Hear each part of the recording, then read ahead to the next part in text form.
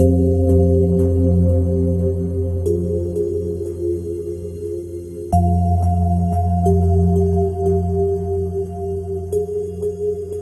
Dr. Mark Fox, a researcher, a writer, and a speaker with an interest in a wide range of Fortean phenomena.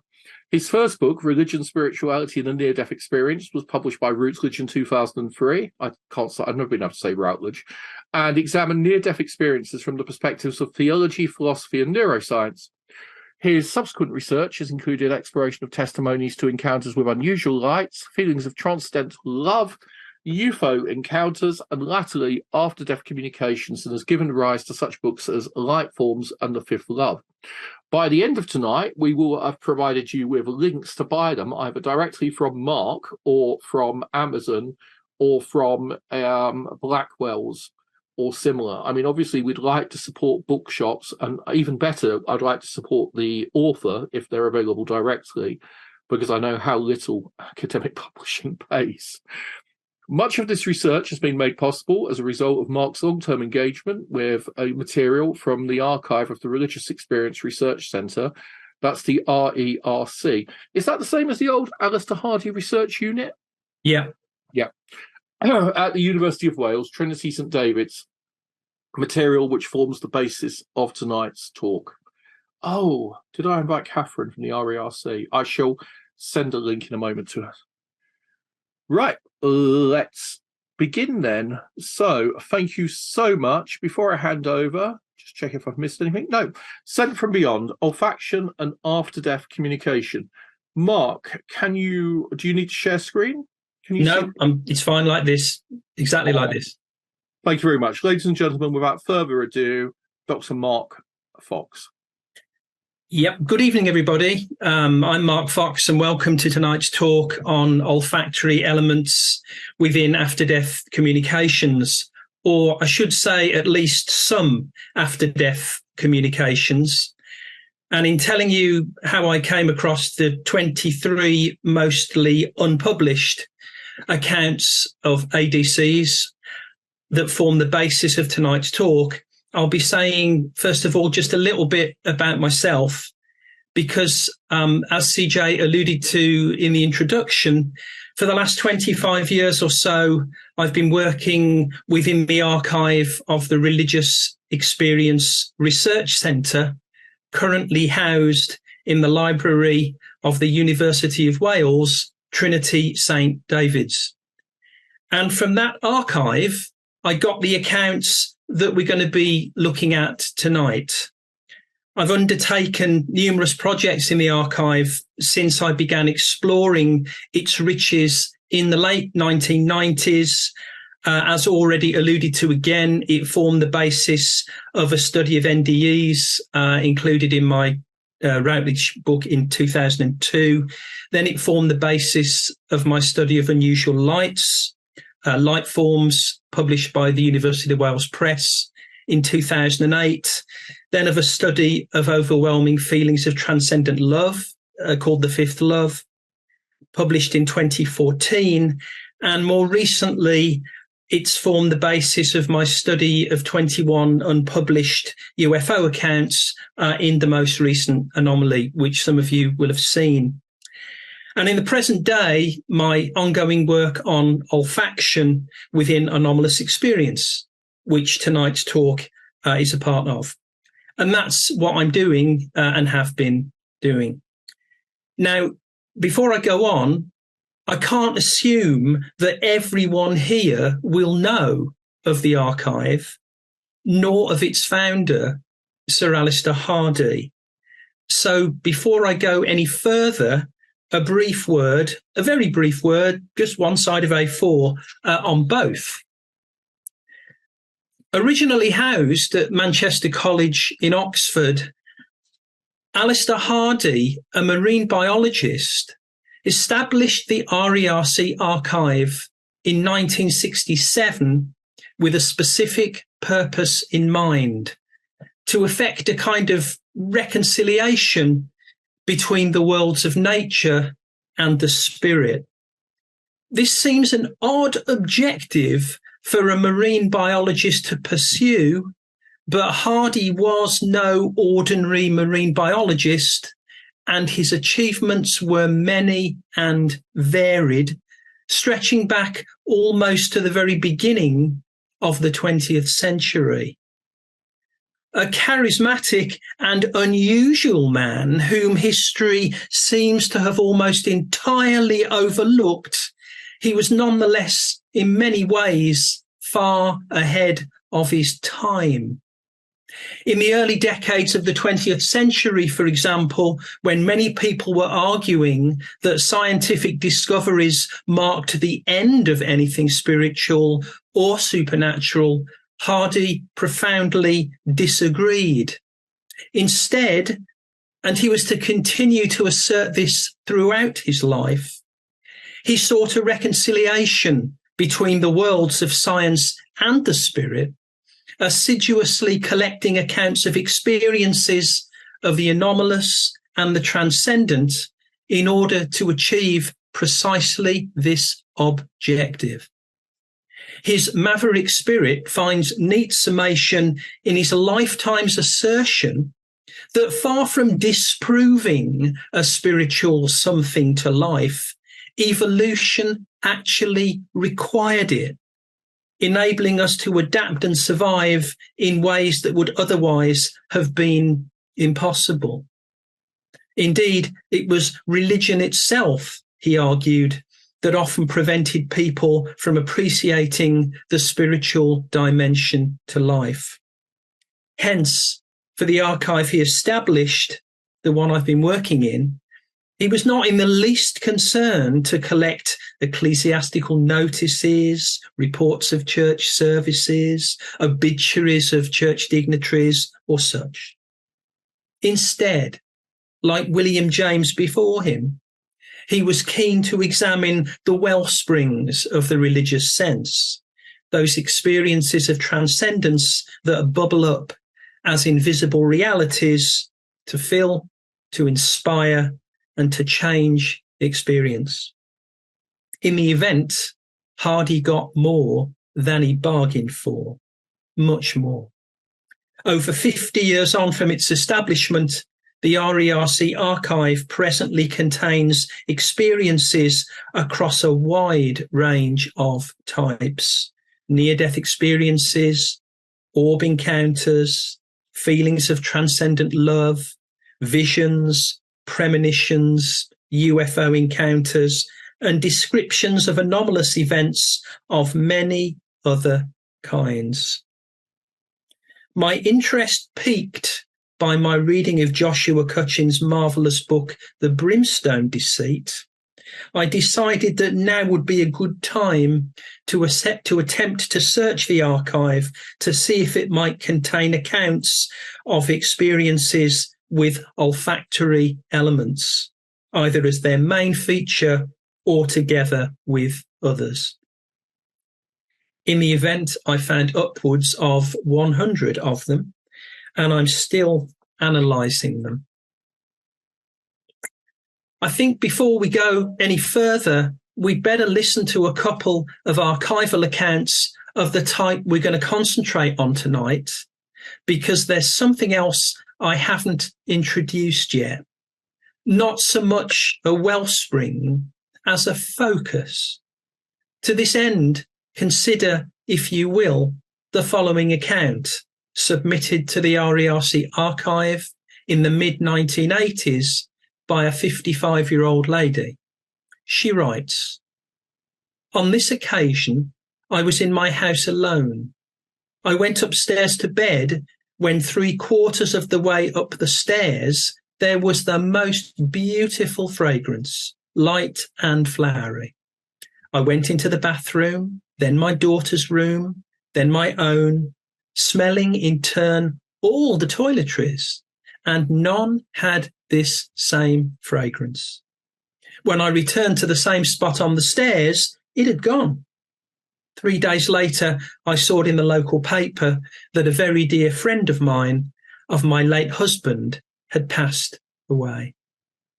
A number of features are worthy of note here.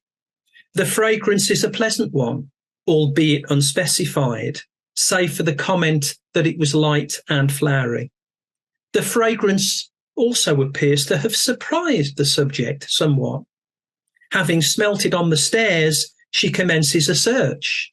The bathroom, her daughter's room, then her own room. It seems clear that she's checking for a down-to-earth, this-worldly explanation for what she originally smelled and not finding it. When she gets back to the stairs, it hasn't simply faded, the fragrance has gone. What could it all mean?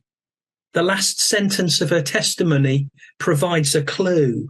3 days later, I saw it in the local paper that a very dear friend of my late husband had passed away. Ah, there we have it. The description of the event ends at this point, but it seems clear that the writer has linked the olfactory episode to the death. Could it have been a communication from her late husband's very dear friend?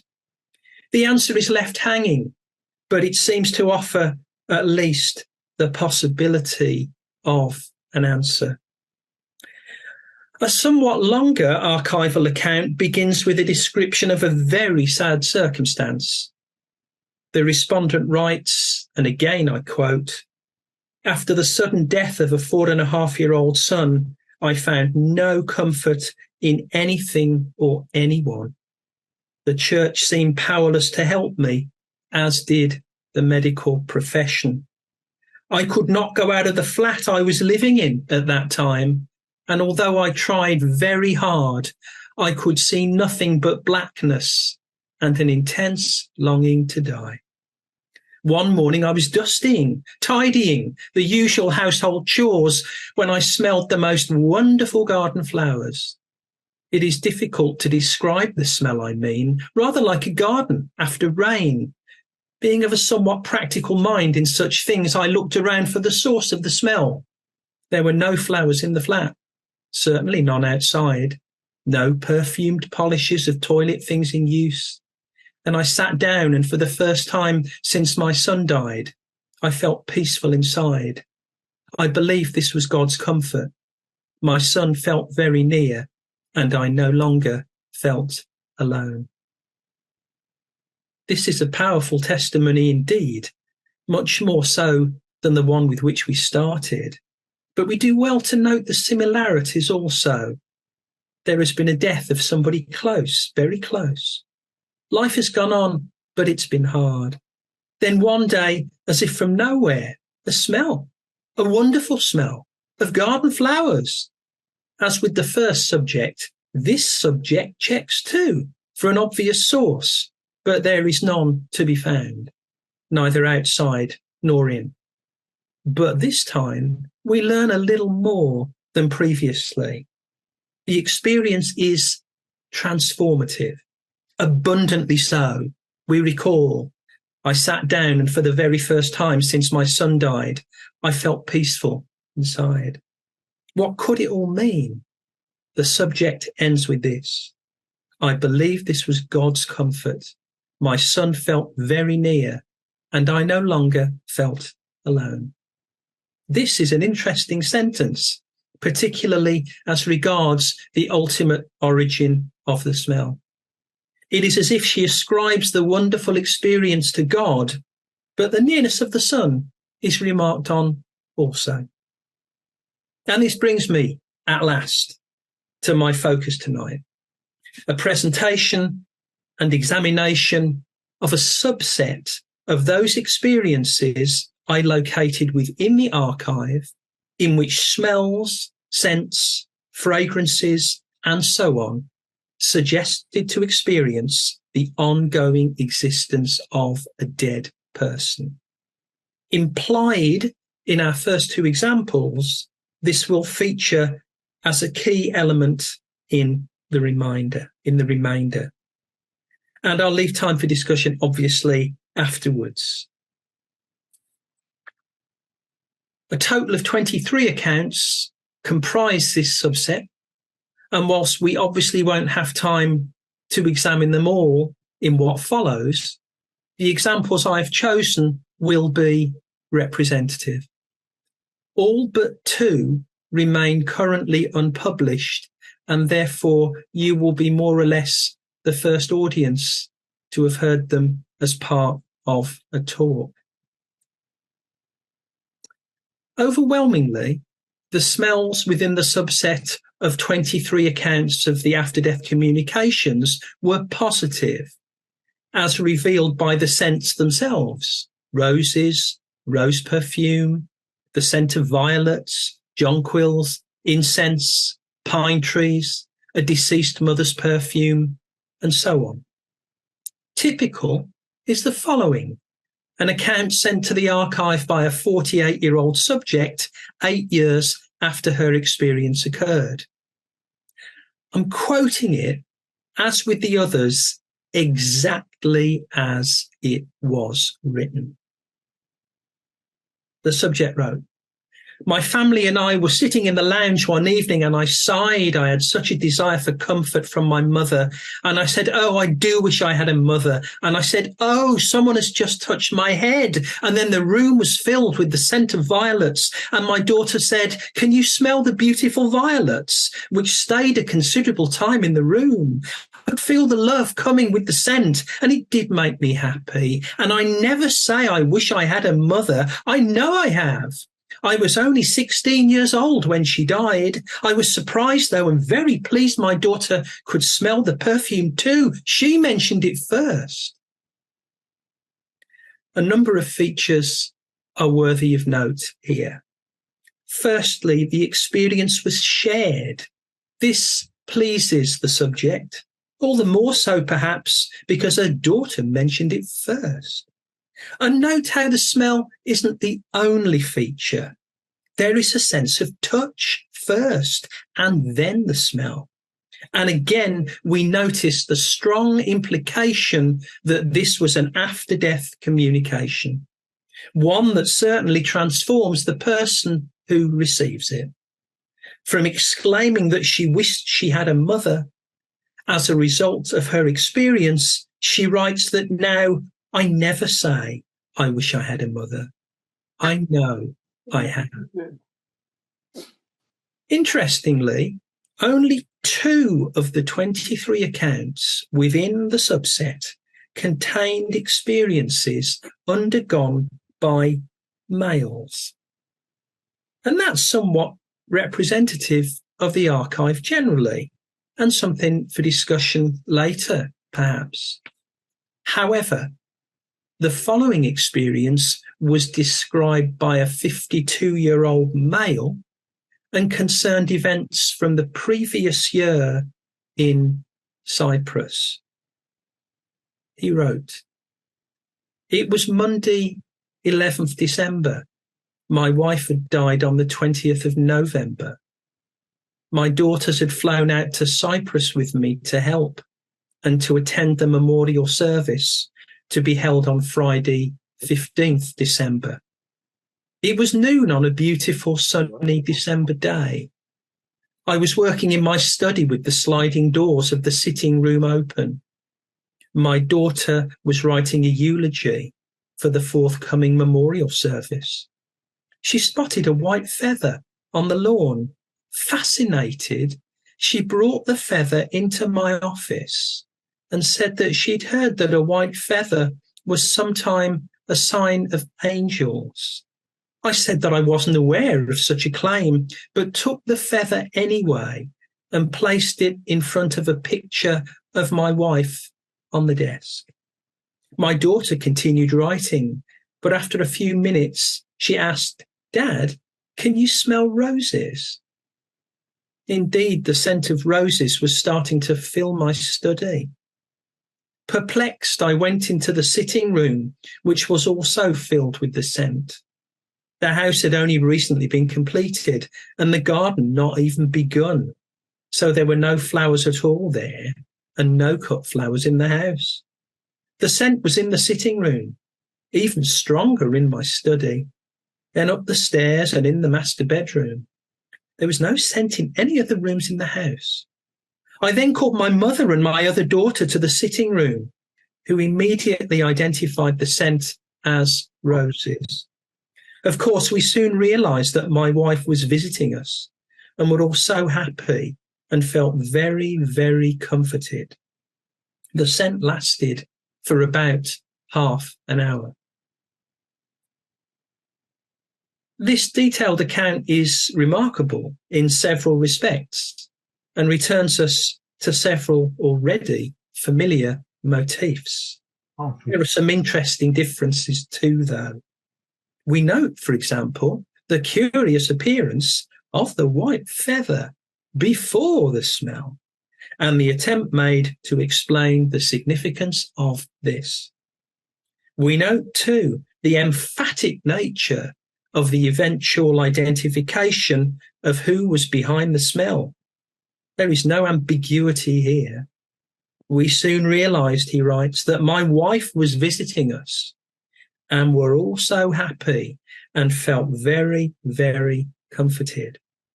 An after-death communication indeed, at least so far as the grateful family were concerned. But there's more, which I haven't read yet. A postscript, in fact, of sorts. After telling us that the scent lasted for approximately half an hour, the writer adds, after the excitement and the scent had gone, I went to look for the white feather. It was nowhere to be found. The previous evening, my daughter had asked me what my favourite flower was, and I had replied, roses. A few hours prior to this experience, I'd ordered bunches of lilies for the memorial service. My wife was for sure telling me to change to roses, which I did. That very detailed account is one of several in the subset I looked at where the smell occurs in conjunction with something else. In this case, the mysterious appearance of a feather, which seemingly just as mysteriously disappeared. This something else turned out to vary quite widely in the other accounts I looked at. A sense of warmth, a feeling of being touched, a sense of love, tapping, something on the face, and so on. Two additional examples are particularly illustrative here. In the first, the subject writes, I forgot to tell you that after the sudden and unexpected death of my dear husband, I smelled the most beautiful flowers and perfume in my bedroom and home. Many times I even heard faint music in the back bedroom. My husband did play music there.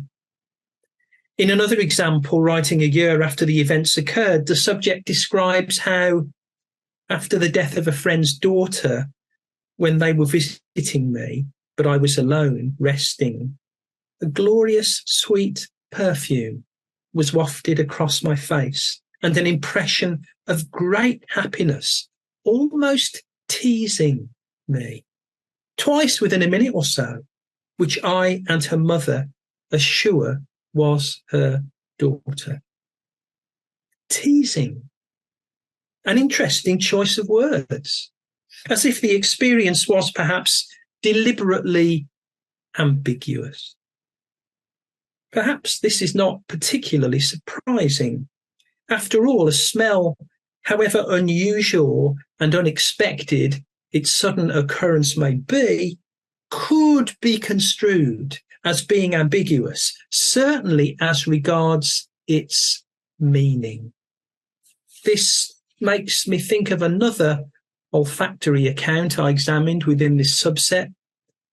Walking back home from her husband's grave on a frosty morning along the village street, the experience was stopped by, quote, a warm scent of flowers on my face.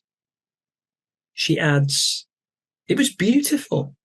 I stopped and sniffed, looking round to see where it could have come from. And I remember looking over garden walls. There did not seem to be any plants or flowers to account for the experience, though the scent disappeared as I went indoors. So far, so familiar, But once again, the postscript adds another layer of interest as she writes, another time I was walking and the same warm scent came. And this time I felt a lifting of spirits and a longing for the experience to continue and not stop. After a few minutes, the scent faded. I did not mention this to anyone. And though I cannot remember the exact moment, I felt in some kind of feeling that it was in some way connected with my husband, but very, very ephemeral in my mind and very, very fragile. So now we have teasing, ephemeral, and very fragile. One thing I've discovered over the years whilst doing research in the RERC archive is that sometimes you do get surprises. Quite a lot of the time, actually. Sometimes you find what you didn't expect to find. Other times you don't find what you thought you would. Before I started work on this little subset of accounts, for example, I thought I'd find lots of clear messages included in the experience too. Change to roses, tell Stan, it's wonderful here, and so on. Of course, the sense of positive presence I did find several times, but a clear and specific message? Not really. Only twice, in fact. The cypress one with the smell and feather, and just one other one containing something spelled out very clearly, almost as if the communicating presence was speaking the words. The subject writes, I was alone one evening at home when I received a very strong and pleasant scent, and I was delighted at this. Then suddenly got a very definite message from an old friend of whom I had not thought for many years. She said, you never pray for me, and I need your prayers badly. I should explain that I do pray almost every day for the many relations and friends, some 15 altogether, that have died and moved on. But I'd forgotten this old friend, although we were close as children, and for many years later. But I did lose touch with her some 30 years ago. I'm over 80 now, and then heard that she committed suicide. She is, of course, at the top of my list now, but it was a strange and very vivid experience. She was a keen professional gardener and taught my daughter to learn to be a professional gardener too, which makes me wonder. I've hinted at a couple of places so far at actual figures. 23 accounts in the subset, only 2 from males, only 2 with definite messages. To be honest, I'm not a great lover of statistics. And as I worked on this subset, I found myself wondering why. It's not like a statistical analysis was difficult after all. I only had 23 accounts, which I color-coded and entered on a spreadsheet. All I had to do was to look and perform some extremely basic calculations. 11 accounts containing more than one incident involving fragrance. 12 accompanied by other phenomena, such as the faint music and the feather. 5 accounts indicating that the scent was smelled by more than one person at the time. 8 revealing that the subject made a thorough check for a this-worldly source before concluding there was none, and so on. Why the statistical reluctance then? I think it lay in the fact of how I've come to view the archive over the years. What it contains, I mean. Letters from over 6,000 people, very many now dead, some born in the 19th century. each one a living, breathing personality, confronted by wonder. Compared to that, statistics seem so lifeless, so impersonal, almost brutally cold. I remember years ago when I actually worked at the RERC, when it was at Westminster College in Oxford, when somebody was first entering the accounts on the computer database. She'd often be in floods of tears. They were so moving. As interesting as they are, numbers never quite do that. Not to me, at any rate. Consider, for example, the following account. My Alsatian bitch, much loved by us all, died. She guarded me constantly. Wherever I worked, she was there, at the kitchen threshold, by my bed, by my chair. As she died, I leant over her body on my knees, weeping and burying my face in the large ruff round her neck, which was full of the warm smell of dog. For 2 or 3 days, I was inconsolable and depressed. Came home from work, sat in the back dining room, which has a large window. The whole wall is glass doors looking on 3 old hawthorn trees where birds gather in the evening after leaving the bird table. One evening I sat there and dropping to the side for the head that was not there to receive my hand, weeping silently again, and I found I could smell her fur. It lasted maybe seconds, but it was intense. The room was full of the scent of dog's fur. It faded quickly, and I felt much better, almost happy. Began to think of the good times when she was a pup and we walked for miles. Even smiled, all depression and sadness gone. I felt that there is no cause for sadness. Everything is fine. It is right and natural. Life and death are the order. Tears are not called for. Once again, I should include the postscript too, because the writer adds, something else I must emphasize about this experience is its intensity. When I told my husband, he said, "You willed it because you wanted your dog back." Maybe that is so, I cannot say, but this was not just a scent in my nose. It was in my throat, the air above me, and all around me. The room was heavy with the scent of dog's fur. It was pressing on me and then faded. And that's all.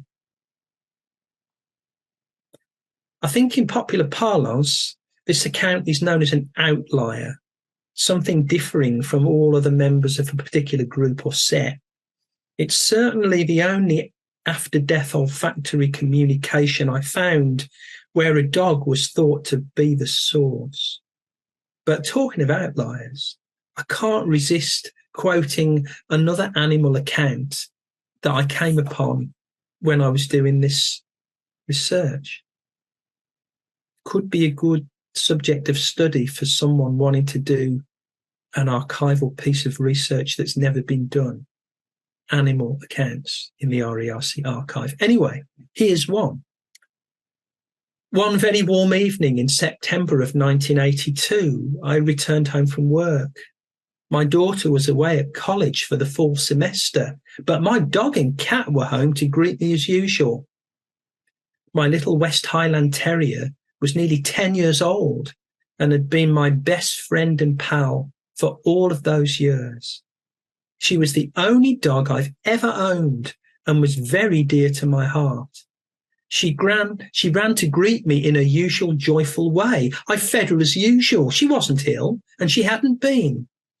She ate her dinner with gusto, and all seemed well. Nothing out of the ordinary. Then something strange began. She began behaving in a way she'd never done in 10 years. She was not acting as if she was sick. In fact, it seems so simple when I tell it, not out of the ordinary, but it was. She began to gaze at the ceiling, lifting her head and sniffing the air towards the ceiling, just as she did to a person who came into the apartment who she didn't know. But this action now is up and toward the ceiling. She continued doing this for the entire evening.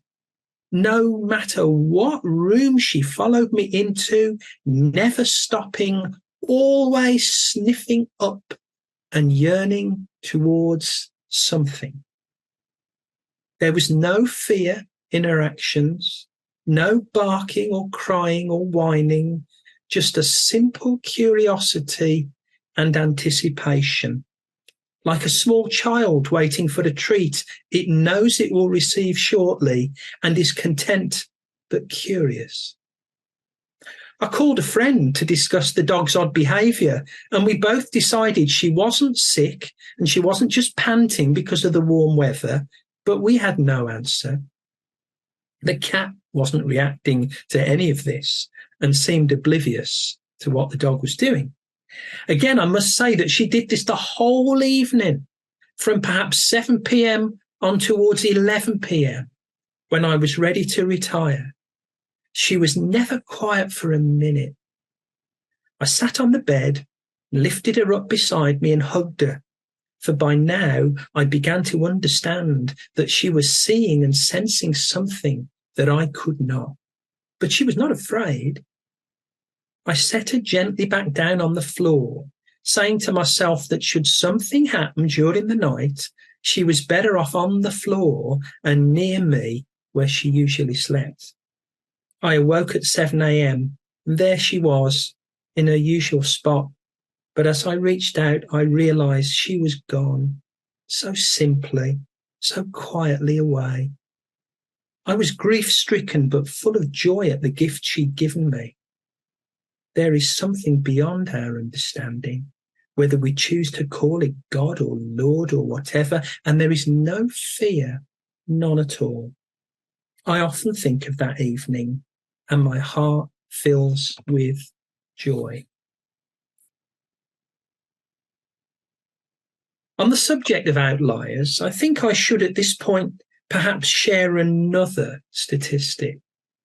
Of the 23 accounts within the after-death communications subset, 21 and a half contain descriptions of wholly positive experiences. Whatever else we might conclude about them, they seem overwhelmingly pleasant and positive, and to have had positive effects on their often grateful recipients. I reproduce the following comments from testimonies pretty much at random. I remember the joy. I slept at peace. I was delighted at this. I reached home safely and no longer afraid. I now thank God and wonder.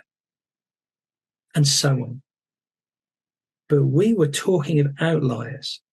21 and a half very positive accounts leave 1.5 that weren't. This goes against the grain a little.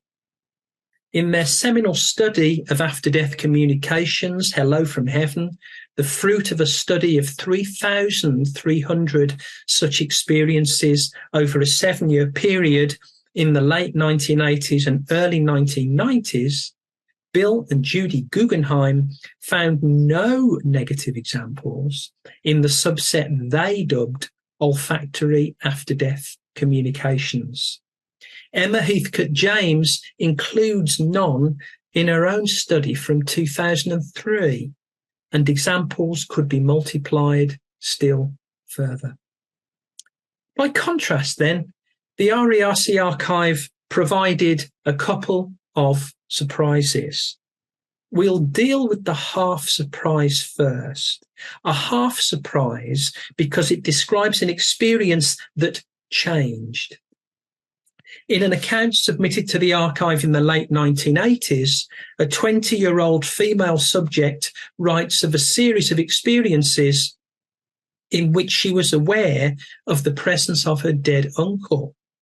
Describing one of these, she narrates how the room I was in immediately filled with a sickening smell and I could not breathe.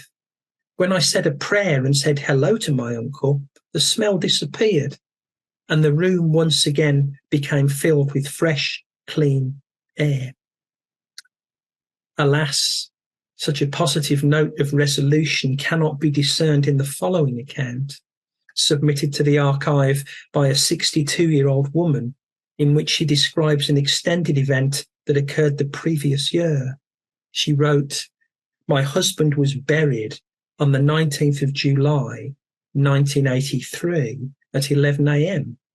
At 8:10 p.m, the 19th July, whilst watching a comedian on my television, a very strong smell of carnations came close to me.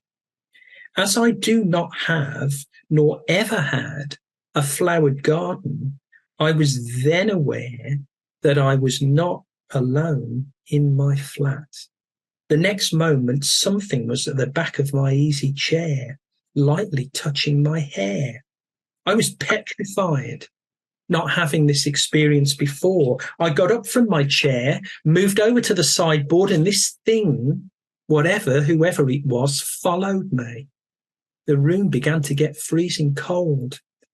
I walked slowly to the front door to get out in the warm July air. The door was as if it had been glued. I had to put my hand in the letterbox and use all my power to open it.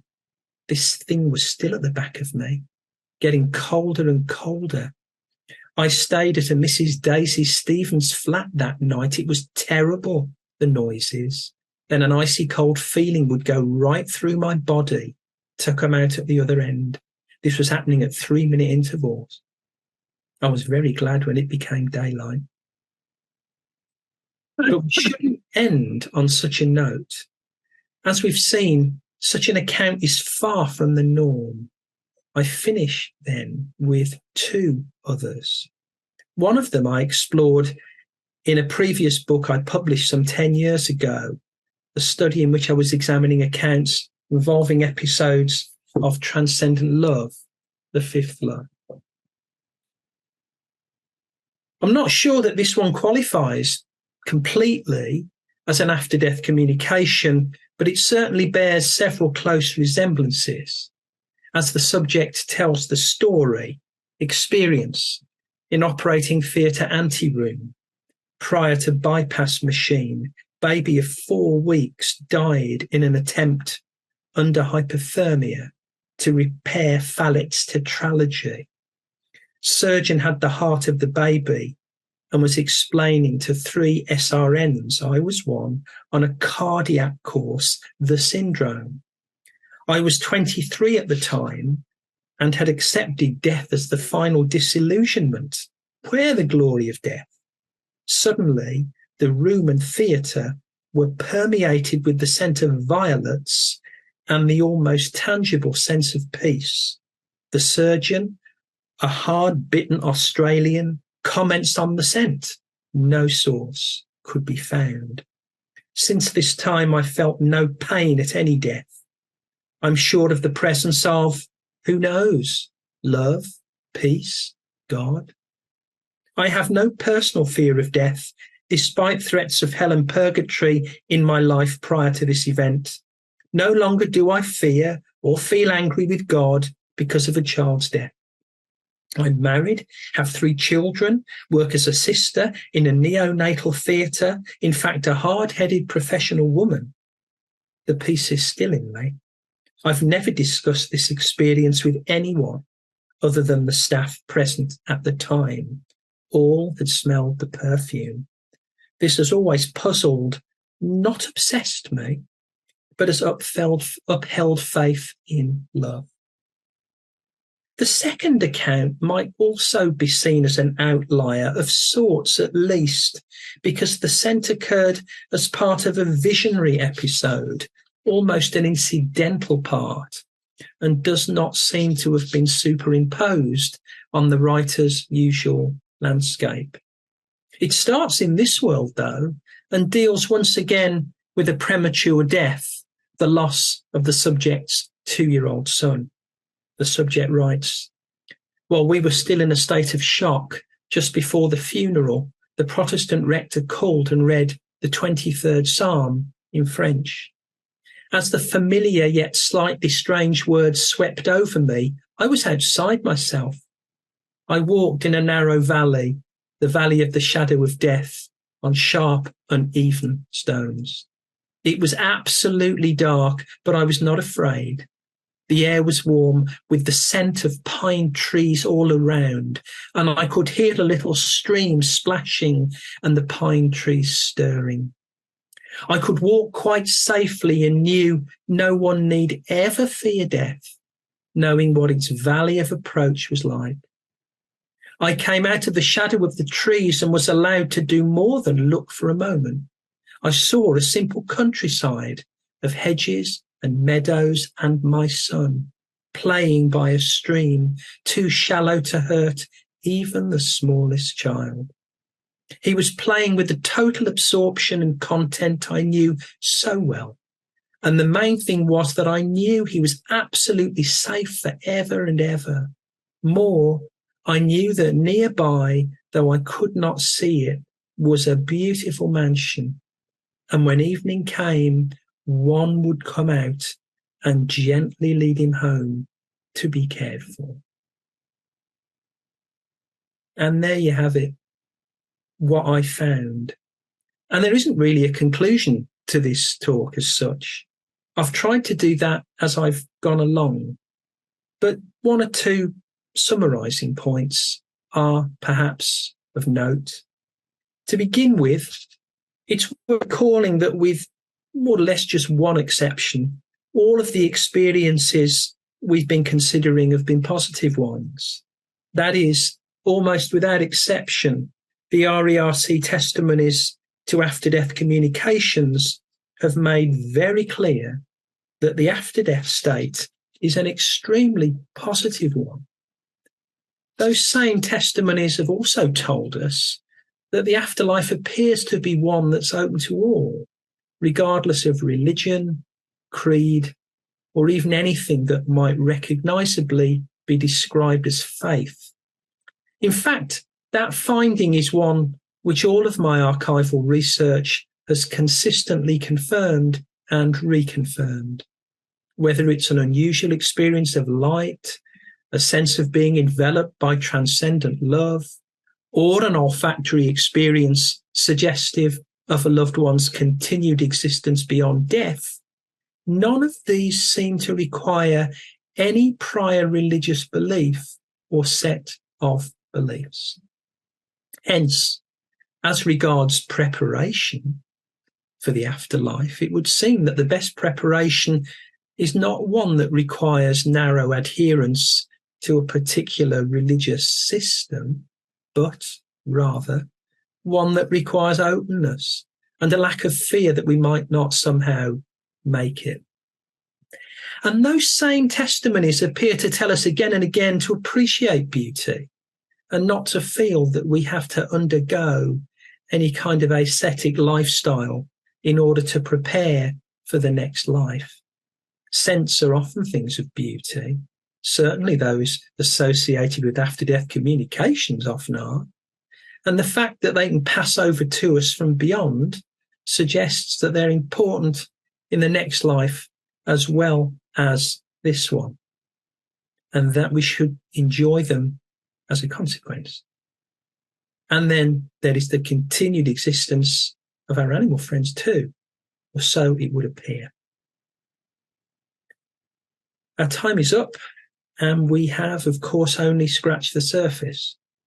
There's a lot more I could have said, but what I really wanted to do was to let the testimonies speak for themselves, as I've tried to do in my other books and talks, which have dealt with the other things that have already been mentioned. Olfactory after-death communications made up less than a quarter of the total number of olfactory episodes I found in the archive, and in due course I'll be examining the others in my writing too. It really has been a privilege to have been granted access to the RERC's treasury of the transcendent over all these years, and I'll be happy to answer any questions you have about this rich resource or any other aspect of my talk this evening. Thank you for listening. Thank you very much to Dr. Mark Fox for that fascinating presentation. Oh, sorry, I'll turn my camera back on. Mark, can you hear me okay? Yep, I can. Right, okay. Let's start on this evening's questions. Becky studied on her PhD, did a section on chapter on olfactory experiences. She's not here tonight, so I can't ask her. But I did actually have two experiences myself over my lifetime. And they were very different in character on both occasions. The first one was after a poltergeist investigation on the outskirts of Cirencester. We'd been going there, there'd been objects moving, and there'd been apparitional sightings of a small boy. We hit this problem of not knowing how to deal with it. And eventually the family decided they wanted to use a medium to try and help the spirit pass on, as they'd gone for the spirit paradigm. And 1993, my friend Morven Alexander conducted a seance on Good Friday. And I'll never forget it because there was a storm that morning, 93 or 94, I can't remember which it was actually, but anyway, probably 94 actually. It was Good Friday, 94, I think. And the storm that morning swept over Cirencester. The sky was absolutely black. And they were singing hymns before they did their seance. And they sang, I danced on the Friday when the sky turned black. It's hard to dance with the devil on your back. They buried my body and they think I'm gone. And I am the dance and I still go on. You know, the Lord of the Dance. And that made my blood run cold. Now, for religious reasons, and because I've always been very wary of such things, I didn't take part in the seance. But I was standing in the kitchen. And at one point, the kitchen door opened itself, leading out to the backyard. And at that time, the room was absolutely flooded with the smell of violets. And my friends, the other investigators who were in the seance, smelt it as well. Everybody smelt. The whole downstairs of the house was absolutely filled with very, very strong floral perfume. And so naturally, I went and I ransacked the medium's handbag and her coat and insisted on body searching her, looking for, after the seance concluded, the source of the perfume. We never found it. We never did find it. But that very strong smell of violets stays with me to this day. Not a smell of violets. And that was quite an overwhelming experience. And what they were describing at the time when I smelt it in the other room was that the apparition of the little boy, aged about 10, I think, they said he looks a bit like Just William, was leaving the house, and he was walking out to his mother, who had come to collect him, and his mother was in the garden. And the strange bit about the whole experience was it tied up so beautifully. They said he'd gone out through the kitchen and must have walked past me. And of course, they didn't know that the back door had opened. And as the back door opened, the sun came out outside. And it was that point when I suppose the smell of violets could very easily have entered when the door opened and could have come from outside. But that's just me being a cynic. But almost everybody was very, very, very emotionally affected by it, including myself. And the second experience, very brief, very different, walking down the railway line, which is an old railway line. It's a bridle path nowadays in Cheltenham. I was walking along on a sunny day when suddenly I had the overwhelming sense of presence of my grandmother, as if she was standing by me. And I've been partially raised by my grandmother. I was very, very close to her. Till quite late in life, and till I left for university, I went to hers every day. And I felt she'd died in 92. This was probably a decade. Yeah, it was a decade later because it was during my most haunted days. And she was off on the right of me, I thought, standing by me, looking at me. And I felt a strong sense of approval and validation. And I wanted to hug her, and but I was convinced that there had to be a rational explanation. But no, it was, and I started to cry, and I sat on the wall, and then eventually I went and looked over the wall into people's gardens, and there were some rose bushes below me. And I thought, it's just the smell of the roses triggering a memory response. It's just the smell of the roses. And in my skeptical, cynical CJ way, I went home, and yeah, I was still affected by it emotionally, even though I thought I'd found a physical cause. So there you go. Those were my two experiences. I'm sorry to share them, but I may as well while I'm here. They were in very different contexts. One was in the part of a seance and a ongoing psychic investigation. The other one was just me walking down a path and suddenly being hit like a brick wall with a sense of presence and then realizing I didn't smell the roses, though, I don't think, until I saw the roses and then associated the smell with the presents. I don't think I smelt them first, if that makes sense. I felt the presents, and then I found the roses, and then I noticed the smell of the roses. Okay, here in Ireland, Ashling, here in Ireland, smelling a past loved one's perfume or something like pipe smoke is believed to be a sign the person is letting them know they're there. Shortly after a death or funeral. Many people I know have had that experience. Would you say that's a very common one, Mark? Yeah, I would. And it reminds me of another account that I didn't include in tonight's talk, where the smell of burning was associated with a haunting. And also it seemed to follow the subject from one house to another. So there was the kind of motif of contagion there. But absolutely, I mean, that kind of smell, the sort of acrid smell, with some of the other olfactory accounts in the archive, quite common. Also associated, interestingly, with knowledge of events at a distance.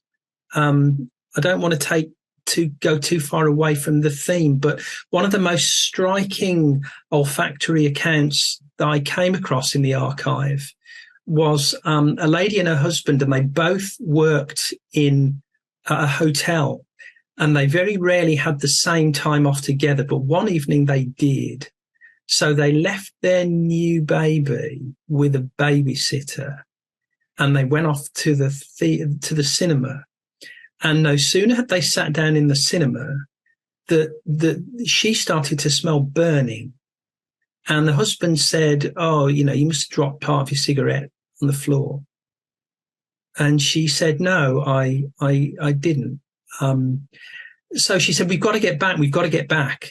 This burning smell was increasing all the time. And he kind of muttered something, and they went back on the bus, I think it was. And she's willing the bus to go faster and faster, and she can smell acrid smell, burning, runs up the drive in the end to where they live, bursts in the door. At this point, the armchair catches fire in the room. The babysitter had been smoking, had fallen asleep. Part of the cigarette had fallen down, set fire to the chair. Obviously, had she not had the experience she did, the outcome could have been absolutely dreadful. Yeah. But that was one curious finding that I came across. These kinds of smells seem to be more associated with knowledge at a distance, whereas the more floral smells were associated with the after-death communications. So type of smell seemed to be specific to particular type of experience, but that's something that I've still got to chase up properly. Okay, that's really interesting. David Sivia says he's heard that unpleasant smells during seances came from malign spirits on the lower astral. The notion of the association of the demonic with bad smells is quite an ancient one, isn't it?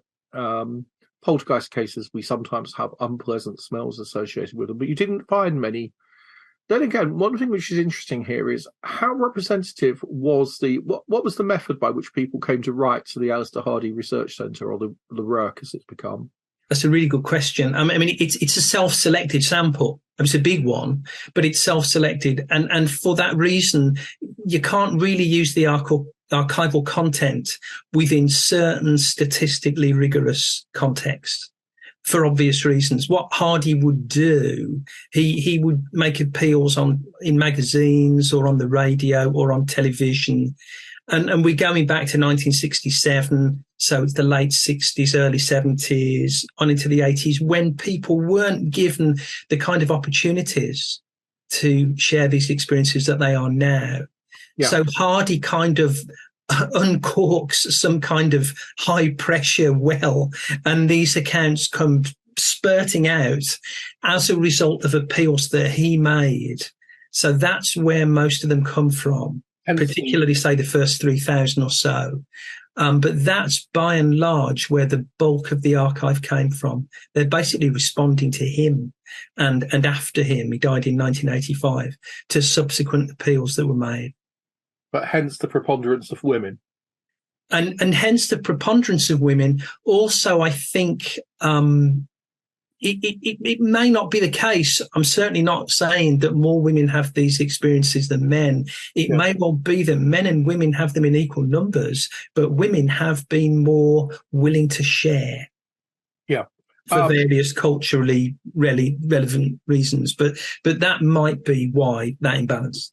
Women have always shown a more willingness and more openness to reporting their experiences of any nature, it seems. I think so, yeah. But certainly within the census tradition, from the SPR Census of Hallucinations through the various other people like Becky who worked in that field collecting paranormal experiences, they found that at least 2/3 of the responses were from women. Yeah. And that has remained from 1894 through to 2012, it remains pretty constant. Yeah. But I don't know if that represents an ontological thing, whether it represents the fact that, actually the experiences are, or as you say, it could just be report. Let's move on from that. So lavender seems to be a favorite spirit fragrance. I think lavender, jasmine, and orange were some of the earliest perfumes. In the sort of 17th century, they were all used as perfumes. Do you know anything about the history of perfume? I mean, I don't know if that's relevant or not, but it's interesting that violets were mentioned twice by you, I think, and once by me. Yeah. And I think this, again, is something that the other 3/4 of the accounts that I uncovered, which I've yet to properly examine.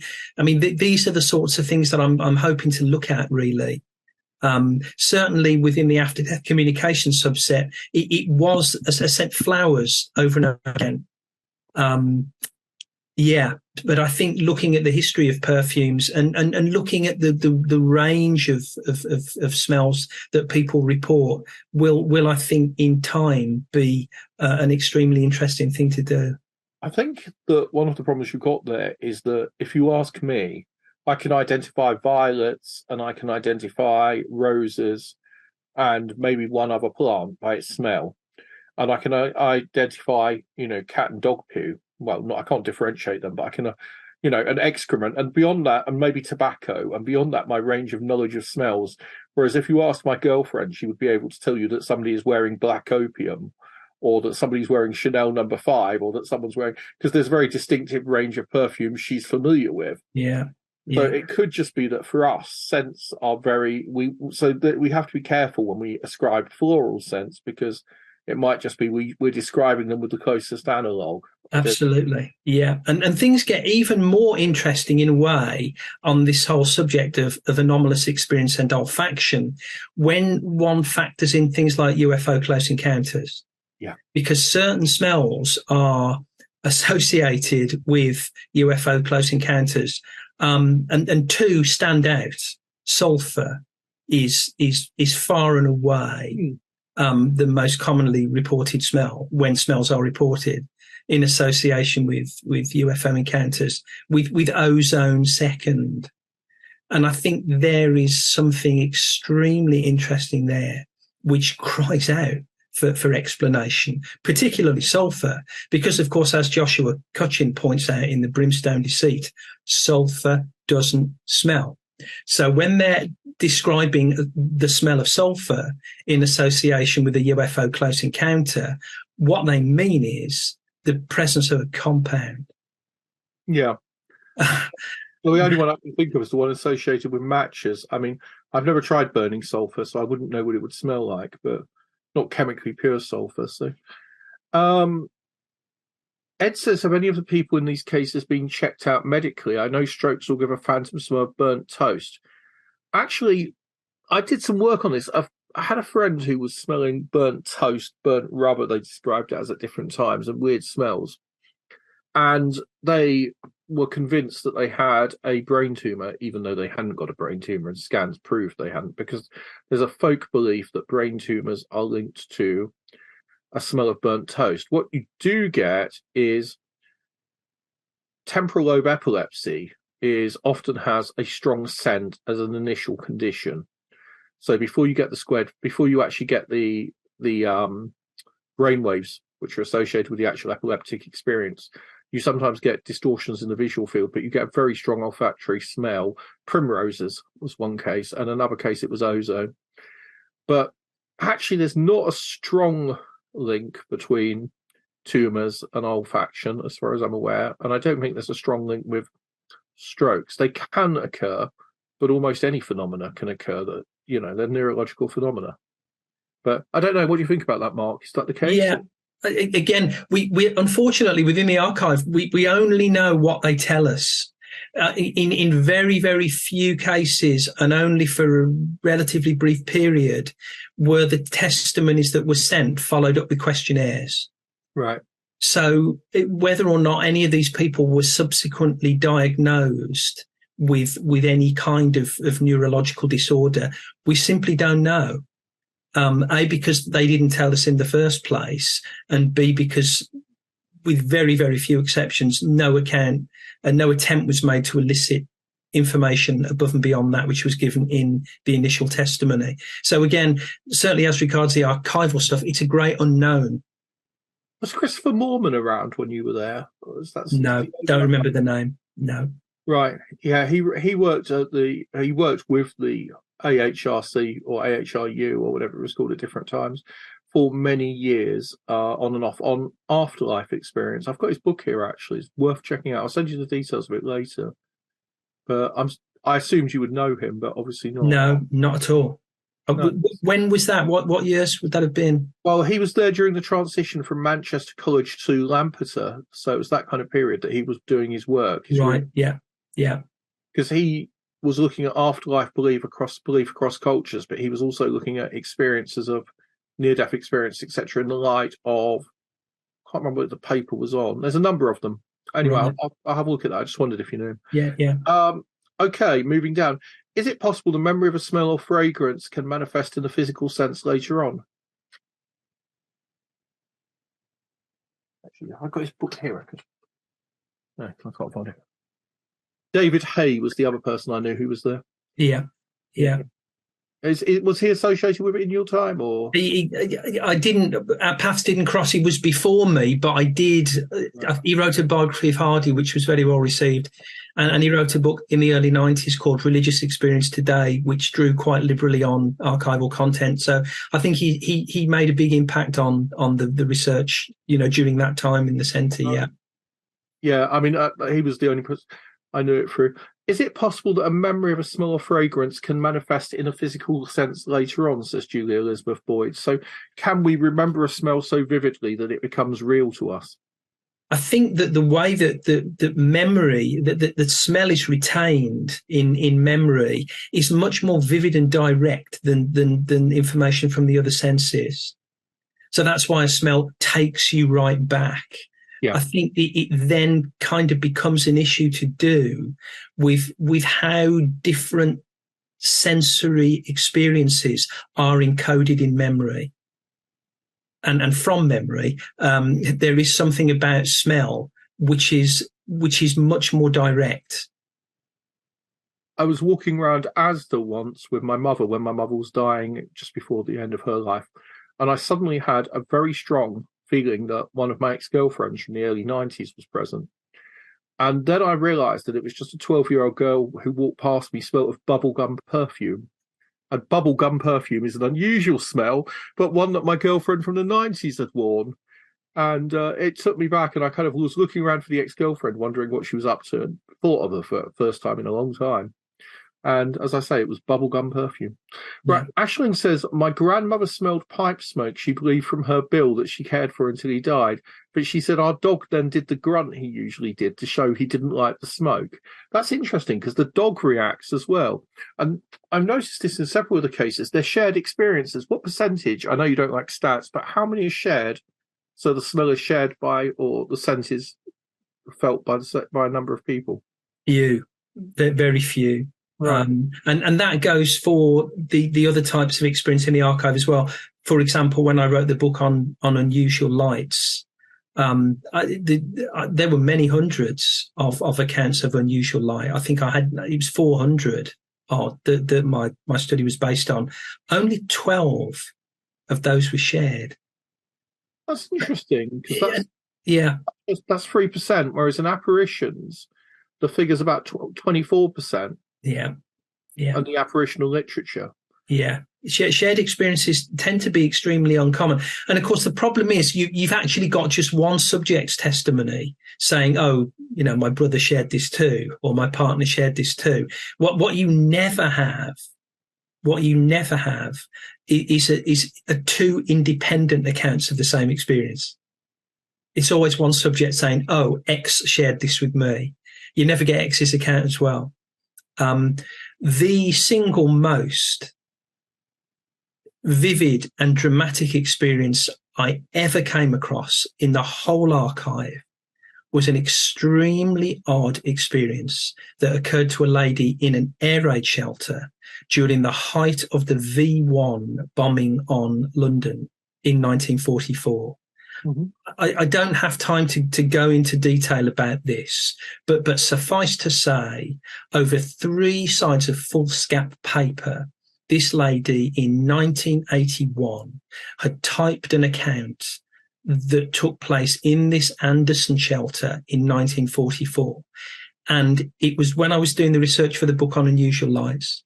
And I'd been in Lampeter just a couple of days. I'd arrived on the Monday. I got to, I think it was late Tuesday morning. And I came across this account. And I thought, oh, my goodness. It was that kind of experience. And without going into detail, there was a knocking on the door, but there was nobody there. An unusual light, levitation, all kinds of things happened during this air raid. And it was the most unlikely setting. Yeah. An Anderson shelter at the end of a very long garden during the V1 raid. But what was really interesting was subsequently, because she was in this shelter with her sister and her mother, subsequently in the archive, I came across an account from this lady's sister. And I thought, oh, my goodness.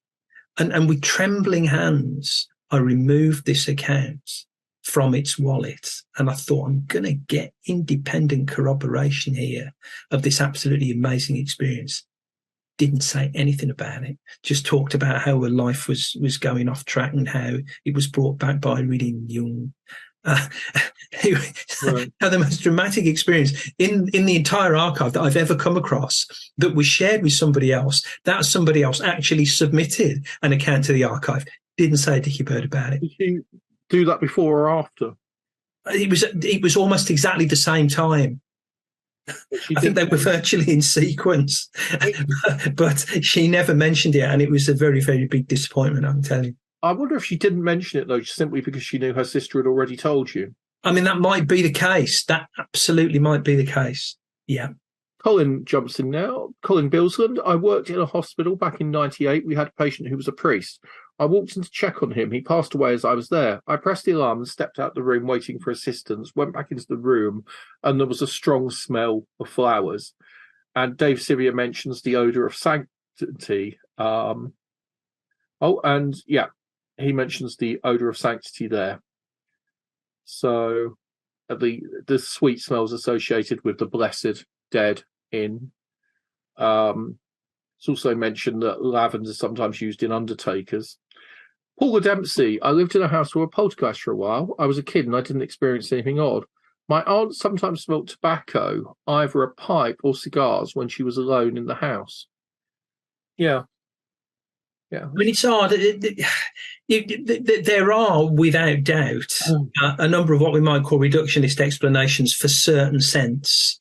One account not in the archive that I came across, somebody would report periodically the smell of her mother's perfume in the living room. And research revealed that they had a wooden mantelpiece over the fire. And at some point, this perfume had been spilt on the mantelpiece and it had gone into the wood. And when the fire was lit and the heat rose, it would sometimes release the smell of the perfume from the wood. Seems unlikely, but it's possible. It does seem a bit unlikely, yeah. I'd be more willing to take the presence of the mother, but maybe that's just me. David Sivia says, I heard somewhere on one of the BBC's pop science programmes the olfactory centre of the brain is in the most primitive part of the human brain, next to the part responsible for the storage of memories. Hence, particular smells may bring to mind particularly intense memories. Jackie Tonks, I once smelt the strong violet perfume of the resident ghost in one of my offices. I didn't dare look for her reflection in my computer screen as I was alone in the building. She was seen by many staff members. We got through a lot of cleaners, and the accountant refused to ever set foot in the building after seeing her. There was also a pipe smoke smell, but this could possibly be explained by the wooden panelling giving off odd odours in humid weather. When I first moved to what was my parents' house for the next 30 years in Bury, there was a very, very strange smell that I can still smell today. And eventually my father worked out it was down to the kind of creosote type stain that had been used on the wood. And in certain weathers, that smell became really quite acrid. He took out all the wood and took it off, and he was going to burn it, and then he thought better of it. So he took it to a skip and replaced all the skirting boards, etc.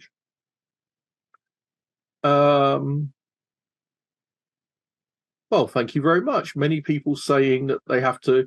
Unfortunately, some people had to leave at 8 p.m. Fantastic talk, fascinating archive to learn and share. Very interesting. Thank you. Thank you. Fascinating, fabulous talk. Mesmerised at Mark's voice. So soothing, says Sheena Aspinall Young. There you go. Your voice is very soothing, apparently. Thanks for such a great talk. Fascinating talk. Thank you for a fascinating talk. I'll send you all of these. On a related note, have re-edited, included Rob Gandy's Strange Sports Talk. Its upload is available on YouTube this evening. That's important because Rob's talk, we lost through corruption the first 2 or 3 minutes of it, maybe even 5 minutes of it. And so it started, and we spent ages trying to recover that material. And Christian has now managed to fix it in some way, apparently. Thanks, Christian. Was the smell of burning noted by others at different locations as the smell of burning associated with brain injury or trauma? Fantastic talk, fantastic talk. We talked about that already. And then people are talking about Star Trek for a short while. Olfactory hallucination. Fascinating talk. I think most people, that was it. Thank you very much, Mark. Well, that was a fascinating talk, and we will have you back to talk some more, certainly about light forms, because that is something we definitely need to discuss.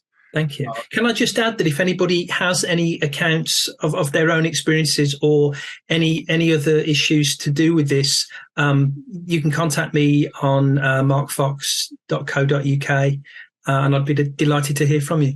Mark, where's the best place for us to get your books from? Probably Amazon.